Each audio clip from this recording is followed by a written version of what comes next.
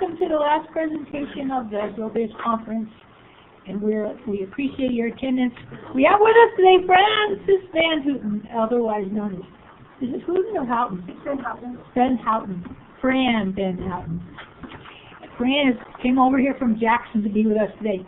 Her father would call her a Weisenheimer, but Fran VanHouten is also the principal of Rainmaker Coaching, a facilitation and training practice based in Jackson, Wyoming.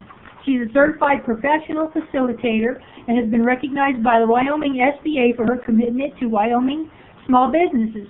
Fran holds degrees in engineering and organization development. Thanks to the School of Hard Knocks and thousands of hours working with people, Fran has compiled some insights that everybody should know. And the title of her presentation is Stuff That Everybody Should Know about working with people. So I give you Fran. Thank you so much.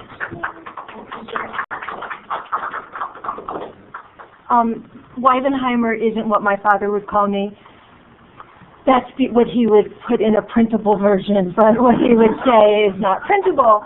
And similarly, neither was my topic when I submitted the proposal, because it didn't start with stuff. It started with another S word, but people said that that wasn't appropriate to put in publication. So I just want you to know that I'm a bit of a smarty pants, and I apologize for that. And you guys are a hardy bunch to be staying till the bitter, bitter end. I am either between you and an open bar or you and a trip home, and neither is particularly good for me. I work in the spirit of managing expectations. So in front of you is an evaluation sheet. Okay, if you could please grab it first, I'd appreciate that. And what you will notice is that there are a couple of questions there that relate to the relevance, the practicality, the usefulness of the information, your expectations. Here's the deal. I came with a framework for conversation, but you guys came here with a reason, and I want to make sure that your needs are met. So what I would ask of you is, we can follow my framework, ask the questions that are relevant. If there's something you're interested in and I don't provide it, then take my card, I'll pass them around, and let me get it to you, because I've got access to information, and I don't want to waste your time with me talking about what interests me when you're really here with a purpose. Is that fair? So, on this, I would like to make sure that at least it says agree, if not strongly agree, that our time together was worthwhile for you. So that's my hope. Fair? Okay. So thank you. And can you tell I'm a bit of a smarty pants already? So what was that? No, because your names aren't on it. So no, but listen, life's too short to waste it with an hour spent with me unless you're going to get what you want. And it's way more about you than it is about me. Okay? Open bar. I know. I can't participate, but yeah. Okay. So I will confess that I am a difficult employee. I'm often a difficult collaborator. I'm often a difficult teammate. And as I have explained to people, part of that reason is because I have a brain and a mouth, and I use both. So I am best working for myself, which I do. But in recognizing some of those things, I'm going to keep hitting the wrong button on this. Okay, so let's see where we went. I'm glad somebody else is streaming this, because if I'm having this much trouble, there's no way I could do that. Because I'm difficult, and because I know that I'm difficult, along with my work in engineering and knowing how I was on teams, and then studying organization development and getting some of the theory behind some of this, I really started to talk to people about when you have a difficult employee, what you might want to do. So are any of you in that situation? Are any of you here with that person's picture in mind? Like, is that, okay, all right. So, and we can talk at the open bar if we need to. And I would appreciate your participation, but I would appreciate you not using anybody's names. So, one of the things I've learned about myself over the years is I have relatively low emotional intelligence. So are you guys familiar with the term emotional intelligence? Okay. The concept of emotional intelligence is that we have emotions. And unlike the 70s and 80s when we believed that we checked our emotions at the door when we came to work, we actually bring them with us. And emotional intelligence is the idea of being aware of what's going on for you emotionally, but also being aware of what the emotional temperature and what other people are experiencing so that you can sort of work with that. And sort of being ignorant of that kind of leaves you as an underperformer in a lot of ways. What I've come to appreciate and understand is that we in our biology are social animals. So the people connection, that stuff actually matters. And with my degree in engineering, that didn't matter when I was studying that, but sort of you age and you realize that that stuff matters. So one of the models, and I think mostly in pictures, so I apologize for that because I'm going to put you through that agony, but one of the things that hit me was the idea of, an employee who's doing a certain performance in work related to the task, but then they bring this certain kind of behavior with them. And we could have people that work below standard, at standard, or they could exceed the standard, okay? So when you think about the people that are, and they sit here, below standard in behavior and below standard in performance, what do you generally do with them? What was that? They ask them to leave, right? They're not a good fit. So that's kind of an obvious thought. What do you do with the people that are great at their job and have excellent behavior? What do you do? Promote them. Promote them. You treasure them, right? Right? You want more of them. You clone them if we had that technology. What do you do with the people that might be working below standard, but their behavior, their fit in the organization, their people stuff is just magic? What do you do with them? Train them. So what do you do with these types? That's where I have lived. Okay? This feels like an AA meeting. I've never been to an AA meeting, but I am a recovering sort of jerkaholic, and I will own that. Okay. So, to me, a lot of what resides there is an opportunity for a conversation. Because I don't think that most people mean to be like that. Okay, let's put it this way. There are some jerks that are just going to be like that because that's their DNA. Could you argue that? What percent of that pool do you think that is? 2%. 2%, right? But you have a bunch of other people like me that might have fallen into that box that had potential, right? But we didn't know how to get them out of that box. So what we're trying to do is move them from that box over here to be a star performer or at least cause less damage. So one of the things I think is important is to separate out two kinds of truth that happens in organizations. One is the official truth, and the other is ground truth.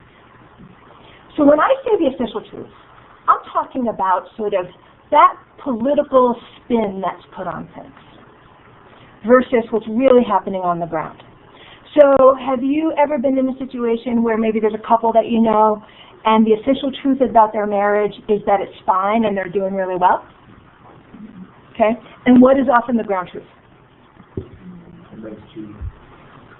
There's more to the story, right? They're not as strong as we thought they were, right? They just took this great vacation to Belize and then a month later they're announcing that they're separated. Okay. So for an employee like who I was, what might my official truth be? Doing my job well, I'm getting so much done, I don't really have time for people, right? Right? What might be some other sort of official ways to spin that? High strung. High strong, don't take it personally, right? Okay. What was that? An independent, right, which is an American characteristic that we all sort of revere. It seems that most of our work and even excellence is done through collaboration, but we think of Thomas Edison as a unique innovator, a lone innovator, not thinking about all the people that worked for him that actually came up with it. Okay. So what's my ground truth? I'm pain in the butt. I'm difficult to work with. Antisocial, difficult. I leave a wake of disasters in my way, right? I mean, you've worked with me, haven't you? Yeah, no, believe me. Okay. So one of the things that I think is important is to have an important conversation. And there's a couple of ways we can come at that important conversation. The first is to recognize what's being said, and then also to recognize what's being thought. So when I do this in organizations as part of sort of reviewing some of that left-hand side of the conversation, what I often do is have the group stand up and do the hokey pokey. So if I were to go like this, Joe, and ask you to stand up and join me in the hokey pokey, you would say what? Okay. Okay. All right. But so imagine me coming in, doing my work. We start out with the hokey pokey, and I ask them to write down what was said. So they're going to hear me say, I'm going to ask us to stand up and do the hokey pokey, right? I'm going to sing, so free to sing along with me, that's fine. We're just going to do the upper body parts, okay? So these would be sort of the directions I would give. As I'm giving those directions, what's happening? What are you thinking about? What's going on in the group that's being unsaid? They think I'm an idiot? What? Yes. Why did you say? What was it? How is this relevant? How is this relevant? What else? What's coming next? What's coming next? Make this pain end, right? But do you think I would have marginalized my credibility? Potentially, right? Potentially. I certainly would have taken that risk. Now, just so you can rest assured, what I typically do is frame this in a way that we sort of use the Men in Black memory eraser so that we go back and then we forget that it just happened, so I resume whatever credibility I came in with, hopefully. In organizations, there's a whole rich life of things that happen that are unsaid. Okay? What makes things unsaid? What keeps them unsaid? Fear. Fear. We don't want to get anyone in trouble. What else? Don't hurt feelings. Don't hurt feelings. You want to be nice. What else? Fear of saying the wrong thing. Fear of saying the wrong thing and kind of screwing things up. Fear of really knowing. What do you mean by that? Fear of knowing. Well, some people really don't want to know the truth because they'll have to deal with it. Ah, right. So that fear of conflict kind of thing, and then once we let the cat out of the bag, but then we've got the cat in the room.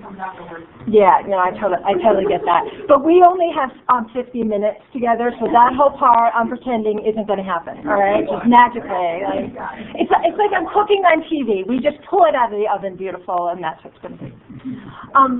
The thing that we don't realize and becomes really important is that which is unsaid becomes like an undertow in the organization. Have any of you ever swum in the ocean? Have you had that experience where all of a sudden you're swimming in a certain direction and then you end up on a different part of the beach and you can't sort of swim away from it? That's what starts to happen there. This as a tool. So really, this is a very doable thing in the situation where you might have someone like me. Is this. Let's keep track of what's said in the exchange, even if it's just talking about a project update, something completely transactional in the organization, something that's not going to rock your feathers. But then, what I would want a manager to do is take a few minutes, privately, and just reflect on when so-and-so said this is what I was thinking, and then I responded this way, and this is what I was thinking.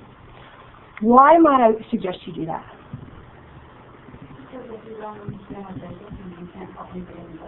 And I'm doing my own thinking. So why would I want to be clear on my own thinking? Your assessment, evaluation, emotional, logical. You can be angry at the person rejecting the best way. Right. So I start to see what I'm bringing to the equation. Because in every relationship, there's sort of at least two of us there, if not more. And so now we might, as Joe sort of indicated, is we might start to see the pattern that is there. Okay? This becomes the root of that important conversation. Because oftentimes we don't want to have that conversation because we're afraid it's going to unwind or we're not comfortable with it. But now over here, we've got some data that maybe actually we can have a conversation about. So, if we have the data about what we're thinking and what sort of that undertow in that relationship that might be shaping things. And part of it might be the conversation with a manager that somebody needs to sit down with me and say, do you realize the impact you're having on people? Is that the impact you want to have? So we want to prep with that first slide, the slide we just had. But the other thing we want to think about is this model called the ladder of inference. How many of you are familiar with the idea of the ladder of inference? Okay. This is huge. Okay. The concept here is that in every interaction, we come with some data. We experience something like a video camera would take it. No judgment attached, no meaning attached, no assumptions attached. Pure movie data neutral. And then what happens is we climb the ladder of inference and we start to create judgments, assumptions, meaning, and take actions on them. Okay? So imagine that I see Diane Wolverton, who I haven't seen in a long time, and it turns out we're both at the airport together. And we haven't seen each other in a long time. It'd be kind of nice to chat, but as Diane's walking this way, I'm walking this way, and as Diane starts to go like this to me, I just breeze right by her. So what would be the data level on that? Nothing. What do you mean nothing? Far. Well, did I see her? We were at the airport together. Just walked by. I walked by. So what would the video camera report? One person walked by another one who was in the process of waiting for them. Great. Within 5 feet of each other. There might even be a clock in the picture that says it was such and such a time. It was in front of the United Gate. Whatever that neutral data is, right? But if we were to climb the ladder of inference on that, Diane waves to me. I blow on by. What conclusions or beliefs might she draw about me? Ignoring them. I'm ignoring her. What else? Mad at her. Mad at her. I'm all that. What was that? That would be a nice thing to be perceived as, right? Right? What else? Anything else? I'm a snob. Fran thinks she's all that, right? Okay. Yeah. All things I've been called. So, you know. What happens, though, which is really interesting, is once we take those data points and climb up that ladder of inference, we then start to select the data that we use going forward. So it turns out Diane and I are in the middle of sort of an email exchange, and she emails me an update, and I don't get back to her for a week. Did that just reinforce maybe some of her initial conclusions? Right? Yeah. Right? So what starts to happen is we as human beings start to do this loop-de-loop right up there. And the data we select just becomes reinforcing. Okay? Some of the reinforcing data that might have sort of shadowed me in my professional life is that I didn't care about what box I was in that initial slide. Because I would have gotten defensive, or maybe when somebody started that conversation with me, I wasn't in a place to hear it, all those kinds of things. Could you see that? So then what starts to happen? If people believe that I don't care about that, and they pluck their data that way, how is it going to act out? Are people going to bring it to me? What was that? Nobody wants to deal with me. Nobody wants to bring it to the table for me. They think I don't care. And it kind of becomes this self-sealing thing. Okay. So just as an aside, when I work with teams, to the point where teams are really kind of way in the weeds, I find that much of the progress we make is by unwinding this ladder of inference. And that these groups that have worked together, these individuals are dancing around up here, and they have all of these beliefs and conclusions that they've drawn about each other, but nobody's taken the time to go back to the original data and explore that interpretation. Because it could be with Diane that I think I'm all that, okay? Or it could just be that I need to find a restroom, right? One would generate compassion. The other would generate disdain, correct? But we often don't go back to this level. So how many of you have written performance evaluations? Oh, actually, how many of you received performance evaluations? Okay. Have you ever received a performance evaluation that was based in this? Yeah. Okay, tell me about your experience that way. Joe.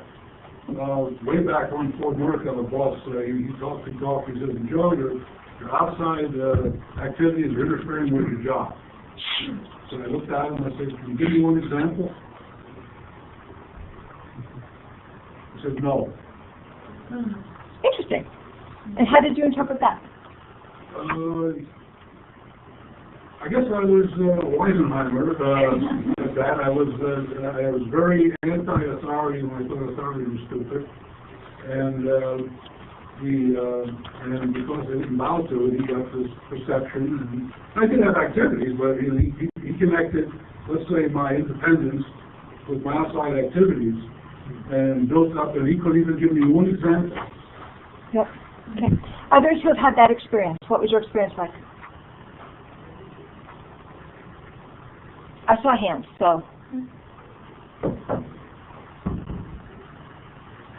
Something where you've had a performance evaluation that was based in here. There another one? Joe, I was going to give somebody else a chance, but thank you. I appreciate your willingness. I've been holding this for 30 years. So you're going to put very strongly agree. You rely too much on your memory. Interesting. So say more about that. Probably don't take time to write down the things in a notebook. Yeah. Yeah. And therefore forget them and affect the performance. Well, and you know what, it's actually more than memory. I would argue it's some of our sort of behavioral scripts, that our biology is such that we take data in very quickly and draw conclusions quickly because that's the way for us to organize our thinking, which is actually a plus in sort of survival of the most adaptive. We want quick learners that way. But because we bring it to this kind of thing so quickly, when we ask for a specific, people can't bring it down there because they don't have it anymore. It went right up to that higher level. Okay? But have any of you ever written performance appraisals? Okay. Was your experience like mine when I had to write them, which was the more data-driven I wrote it about, the easier it was? Right? I don't know if I'm asking you to take your feelings out of it. Because I think what I'm asking you to take is your conclusion down. Okay? Because I think that if I'm perpetually late to meetings, you can be frustrated by that, or disappointed, or feel disrespected, correct? But that's talking about the data. And we're saying, because of you being perpetually late, the impact it's having on me, I'm feeling disrespected. Now tell me why you're being late, Fran. Maybe it's kids to the bus stop, maybe it's a faulty car, maybe I don't have an alarm. Maybe the solution to it is really simple. But when we start by the evaluation saying that I am disrespectful to you, we're starting kind of too high on the ladder to kind of have a productive conversation because I'm already defensive. Right? But I think the feelings can still be there. Because I'm not one of these believers that believes they have to be separate. Like, I think we come as a whole, and we work with what we get. Right? So, okay. Can you see where this helps an organization? If you back down this, it's amazing. And really, the conversation that I have with folks or that I structure with people is, okay, I see that you drew that conclusion, but what was the data that got you there? And once we flesh out the data and give it some concreteness, then we can have a conversation that says, how else could be interpreted? Or better yet, because that's the data, what questions might we want to ask that other person? What we do, why are you in a hurry? Yeah. Or what was going on because I saw you at the airport? Right? Just a sense of context. Okay? But we often start way up there. Wow, I'm going fast on this. I'm in my New Jersey mode. I grew up outside New York, and so I tend to speak quickly. I typically speak about 180 words a minute, but I have gusts up to 250, and so I definitely, and I'm a little jacked on sugar right now, so I apologize for that. So DC and I were talking a little bit earlier today about Maslow's model, a hierarchical of needs, and Maslow actually came up with a number of different models, and this is one that I like a lot. And this one is Maslow's learning model. How many of you are familiar with this? For those of you familiar, have you found this useful? I have found this so useful in actually finding compassion for myself and for other people. The concept is this. How many of you were 16-ish when you learned to drive? Okay. How many of you were younger? See, that always happens in Wyoming. They're like 12. How old are you? Take the 10 off. See, that's it, if you grew up on a ranch. Okay, so I don't think it applies as well. So pretend you were 16. Because when you're 6, I don't think you've got all that put together. When I was 16 and learning to drive, I had been driving with my mother in the car for about 15 years at that point. Probably 12 of them somewhat aware. Correct? And I grew up in the days where you didn't have to be in a car seat and you could sit in the front seat and you paid extra for seatbelts, which was just amazing too. So when I was first sort of given the keys on my first sort of driving experience with my parents, how hard did I think driving was? Not at all. It wasn't. There's a couple pedals. They always had stick shifts, so it was very clear that this really wasn't particularly difficult. Okay? So when I got into the car, for the very first time, the key is not in the ignition yet, I was unconsciously incompetent. Make sense?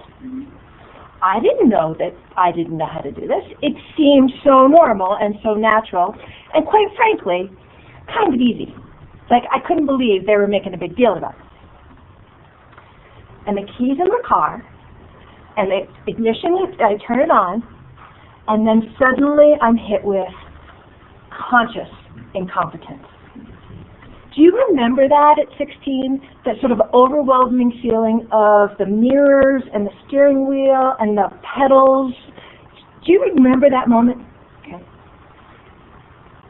So then what starts to happen is we take some driver's ed and we spend a few more hours in the car together. There was always a lot of drama in my family, so there was a lot of drama with me learning to drive. And I suddenly become consciously competent. If every ounce of my attention is on driving, I can drive reasonably successfully. Can the radio be on? No, definitely fine. Right? Not at all. I don't want my mother saying anything to me. I just need to concentrate. Consciously competent. And now, 30 years later or whatever the math turns out to be, driving, unconsciously competent. Right? Well, I know. And I was just going to say, Diane, so is anybody here in law enforcement? No, okay. I do have to say, I really try not to use my cell phone and drive, but there have been times where I have backed out of spots on my cell phone, and I thought, I'm an idiot. Like, there's no way I have enough cortex power to do this. But now I keep my cell phone in the back of my car so that I don't have access to it. Okay. So when it comes to these conversations, these important conversations that need to happen with people to try to move them to that other square, I'm a big believer that we bring our own discomfort to the equation, which is why these conversations often don't happen. And so Susan Scott is an author who's written a couple of books. One is called Fierce Conversations, and the other is called Fierce Leadership. And I realize I'm going to need to borrow yours, Greg, because I just handed mine out. Is that okay? We'll share. I'll look upside down. And her work, the Fierce Conversations book that she wrote is one of the books on the planet that I wish I had written. It so hits the spot. And her concept about fierce conversations is, it isn't that they're conflictual, it isn't that they're bad, it's that the conversations are robust. And the information that's getting transferred in those conversations is important and rich and needs to happen. I find every page on her book to be valuable. And in fact, if you're on the road as much as I am, the book on audio is really very well done. So it's something I recommend. But one of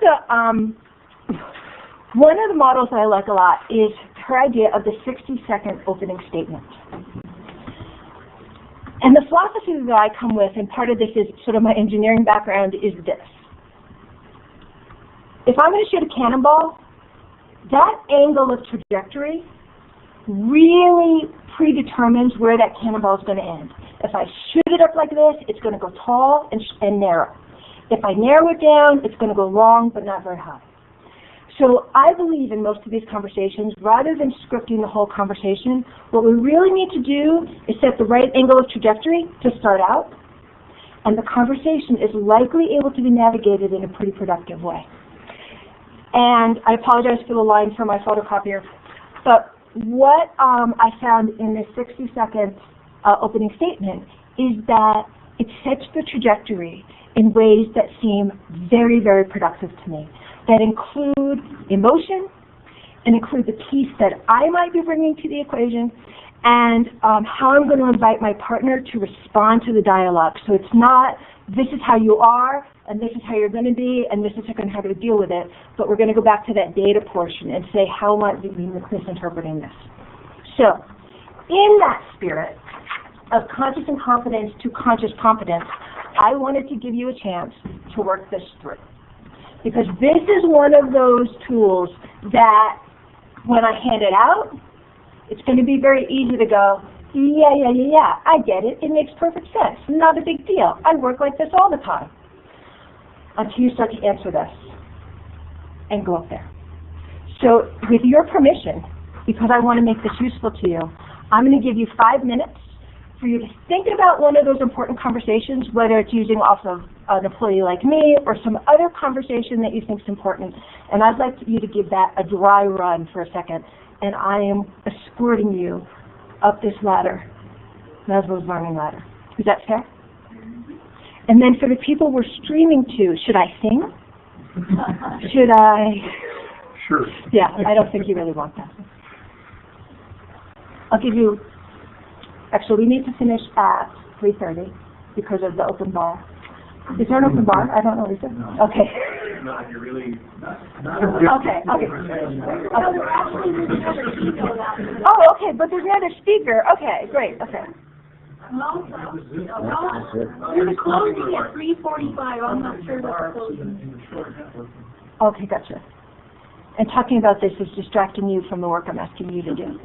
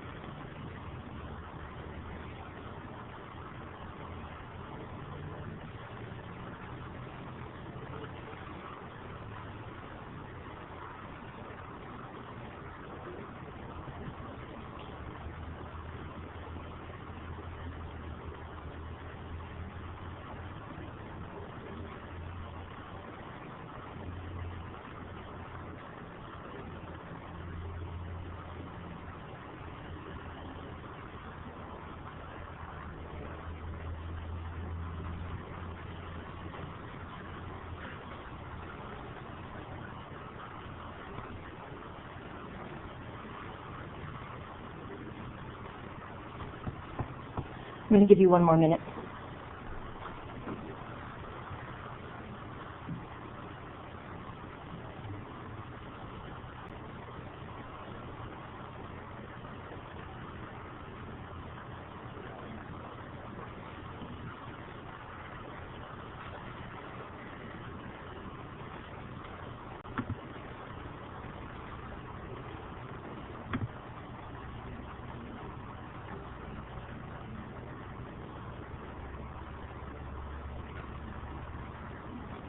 30 seconds.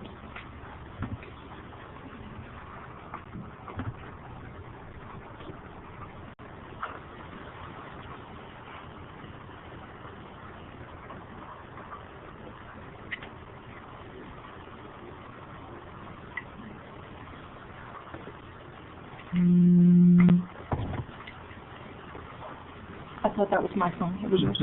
Yes. Okay. So let me give you an example of how my boss's conversation with me might have gone. And while we're doing this, I'm passing around my cards. You feel free to take one if you want one. If you don't, not a problem at all.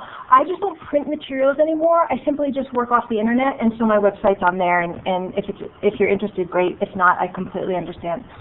But my manager might have said in question number 1, I am concerned about the impact that you're having on people. And because I was in engineering, my bosses were typically male, and he would probably say, here are 3 examples where I was concerned about the impact that you might have had, or what you would have said and how people might have, the meaning they might have drawn from that. And that it's really frustrating, or it's really disappointing, because you do good work over here, but the consequences over here are really sort of costing a lot, and I'm feeling like you're not really open for this conversation. Item 4, why is this important? Well, it's important because we lose your good work in part of how it's packaged. He might say his contribution to the problem was that he tolerated this longer than he probably should have, and maybe needed to have a conversation when it was a little earlier in the trajectory where he could have actually changed it, because now it's kind of a big issue. I was the victim of a skip meeting. Have any of you ever been in a skip meeting? Do you know what a skip meeting is? Oh, hell, but the best learning experience of my entire life. A skip meeting is when your boss meets with your employees and you're not there. So you skip the level. Really, it was, in hindsight now, it was a gift, but it was because I'm this recovering jerkaholic. So he might say that his contribution to the problem was that he let it go on too long and didn't bring it to my attention. But his goal is that we work, item number 6, his goal is that we get this figured out, because he knows that I probably have it in me and I probably care about these things and just wasn't aware. But he's interested in what my perspective is. Have I noticed those kinds of things? And then we can start our conversation. Okay? But I love the structure of this, because it gets to the data, it gets to the emotion, and it invites a larger dialogue. So, with that being said, that's basically the framework that I brought for our 15 minutes together. But I want this to be purposeful for you. So what questions, resources, things do you have for me that I can help you with? When you do see an employee doing something, the jerkaholic type, it's not dangerous, not illegal, do you call them on it immediately on the spot? Do you ask them to the office? Do you wait for the performance appraisal? I mean, because I had a guy that, he was a pretty good technical guy, but I told him, I said, when you're going to ask for help, poking the person in the eye before the conversation starts tends to cause their judgment. And he was just that way. He had just a good technical guy, but my God, he just would just annoy people to the point where I don't think he'd accept gold from the guy who annoyed you so much. Yeah. The last thing I would ever do is wait till performance appraisal, because that to me is just sort of unfair. And I'm a big believer in what we learned to play in first grade, the hot, warm, cold game. Do you remember that game? Where we'd ask Greg to leave the room and we'd pick an object, maybe your water glass, and then hot, warm, cold your way to the water glass, right? Well, to me, that's what the workplace is like. Like, hot, that was great, that was the way to do it. Oh, maybe next time. Cold, you're off base. So I would want to have that conversation when your flares go up just a little bit, and you're a little concerned, and you're seeing smoke, but it hasn't gone to fire yet. And that you can work with the data again, Joe, because that is maybe something we can agree on. When this happened, right? When you were late to the meeting, Fran, what happened? How did that roll out? What got you there? So I'm big on early on, and when there's smoke, way before there's fire. Brenda? How do you decide what battles you want to fight and what war you want to win? Can you repeat that? React right away. I mean, I'm a big believer in doing it right away so that people know what they're being what the topic of discussion is, but some battles aren't worth it in the long run. It's big. So Brenda's question is, and I'm doing this for the people in the ether there, Brenda's question is about how do you choose what battles? Well, I think there's a number of things at play. One is we have our own sensitivities, and as the owner of a company, the direction it wants to go, and so those things probably become relatively clear. I would say a couple of things. One is when you sense that it might be a pattern, and when you sense that the consequences either to other people or other situations might be more than you can handle, than you can afford. And that it's maybe somebody you value and that you do want to keep, and that if you can keep them not only excellent at their tasks, but excellent at behavior, which then makes them a rock star. But that would be the thing for me, is that pattern piece. People have bad days. They screw up. I wouldn't make a big deal of that, but it's the repetition of that, if that helps at all. And your values. You've got to create the company you want to create. What do you want to be known for? So, thoughts, questions, what's useful to you? So what do you do for the rest of the people? So there's the jerkaholic that you're addressing, but the rest of the people are still having to deal with that jerk. Well, I would argue that the reason you're intervening with the jerkaholic is to make all of their lives miserable. I mean, better, rather.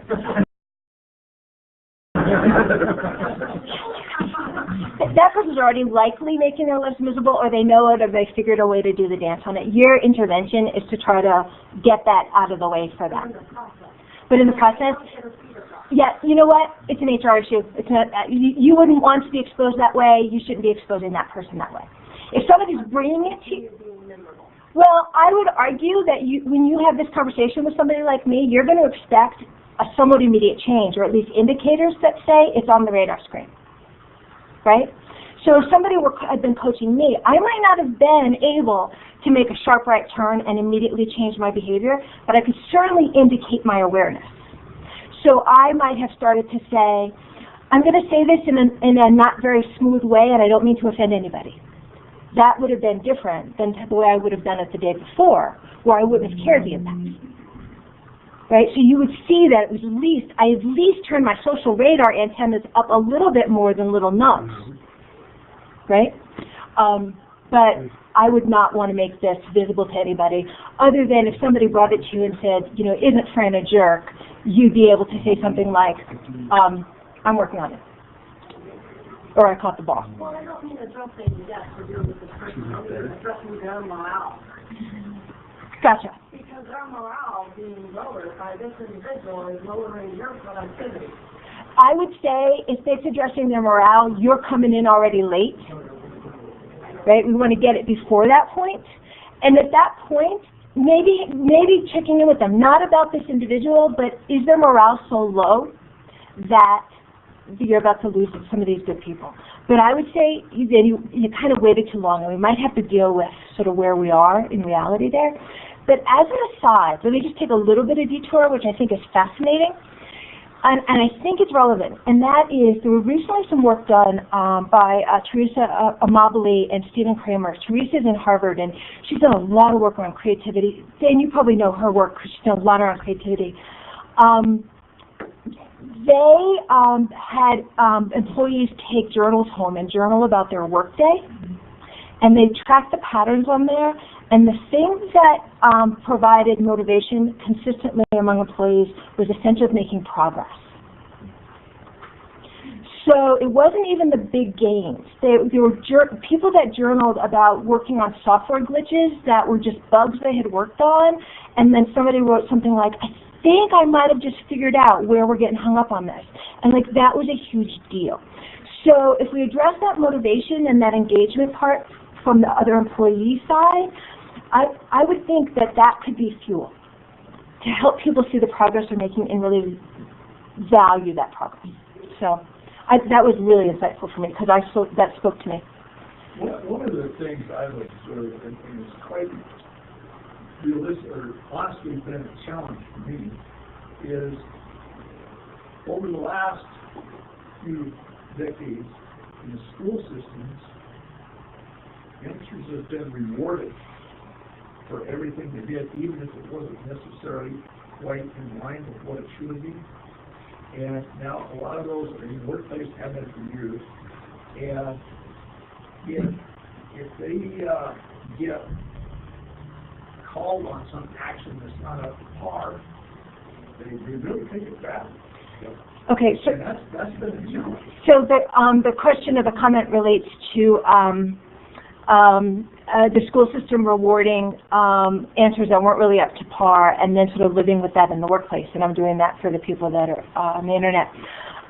So there's a couple of things that come to mind for me, and part of it you're not going to like. But part you might like. Okay. That doesn't really bother me either. Can you tell? Like, I'm in that box, you know? Yeah, you know. So the first thing I would say, which might be a little more palatable, is I think you are touching on what is a classic generational difference in the workplace right now. There's a lot of current information on that. And the meeting in the middle is going to take both the millennials and the Gen Xers and the baby boomers and traditionalists to come in. It isn't that the baby boomers get it their way, because it's kind of a whole new world now. So there's part of that. One of the ways that I'm swimming upstream in my work with the workplace, quite frankly, is the fact that we learned in school that half of 8 was 4. Because half of 8 could be expressed a whole lot of different ways. What else is half of 8? 2 plus 2. What else is half of 8? A quarter of 60. Okay, what else is half of 8? A circle. Okay?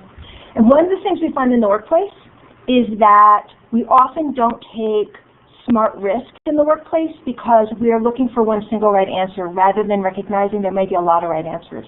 And at a minimum, if we explore many of those right answers, we might get some idea velocity going that gives us some energy and some direction, and we can head off that way.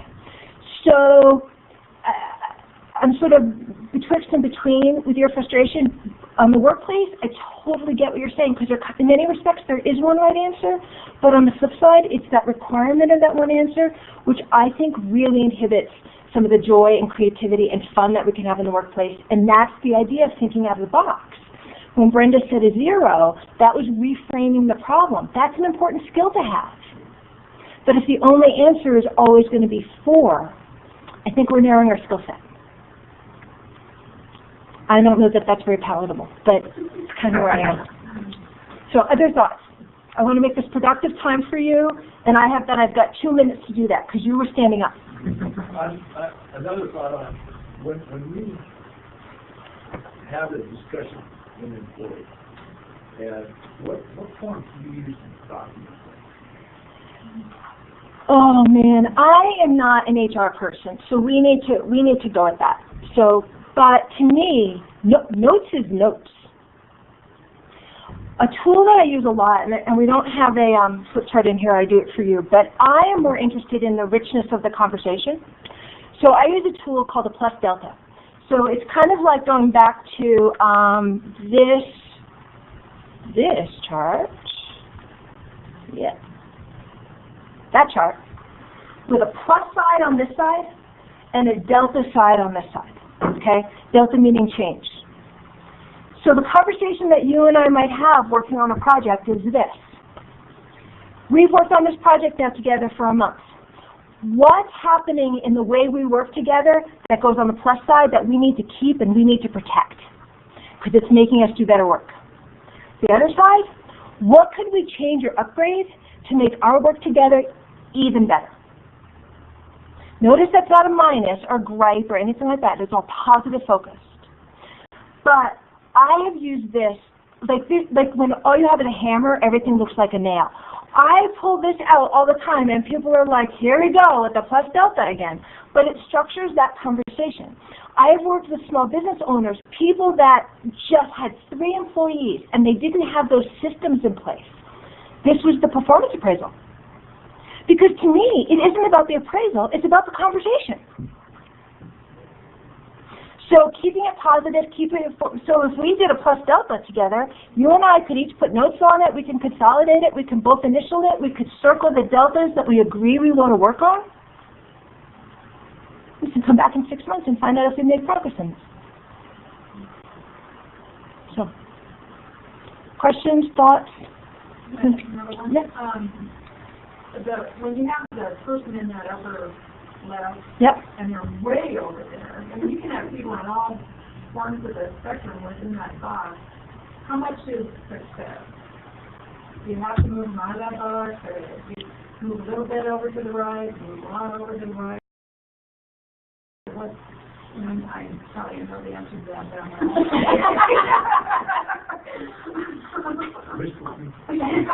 Yeah.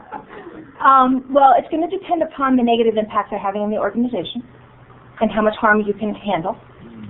But I would be rewarding progress. And just like I said before, that's motivating to people, I wouldn't let a moment go by when I couldn't probably put them aside and say, thank you, that's really working, I really appreciate those efforts. I think kind of at a certain point, we actually get a tipping point, and that people find joy in the relationship so that they sort of can take the rest of the way themselves.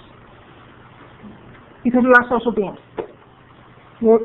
Our biology, we feel better when we've got those relationships. So it's kind of self-rewarding. So I'm seeing people close notes. I'm seeing Jill check, I thought her watch.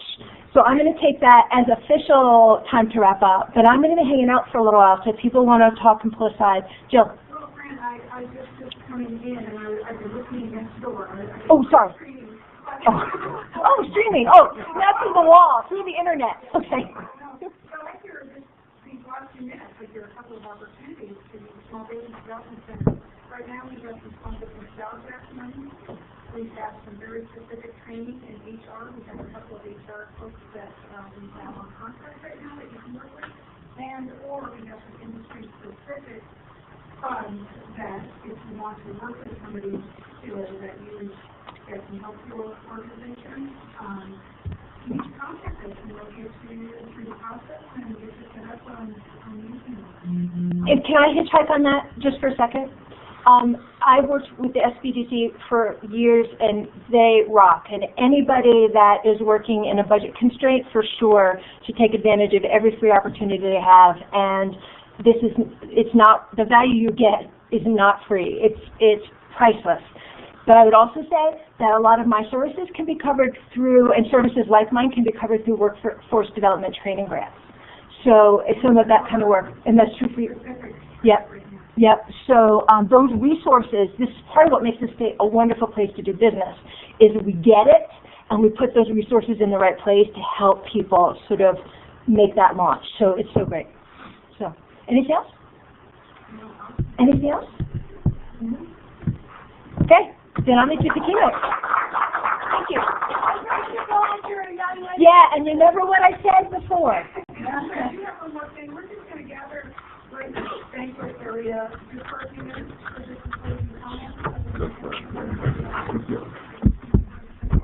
You got it hard to stream? Yeah, Brenda. You've got Fran at brainmeatricology.com on your card, so there's Fran V up there. Yeah, my IT people prefer that the V's in there, but people, they'll get it. It'll get to it. Thanks for noticing that. I was within camera range most of the time. Because normally I'd be running up to people. Okay.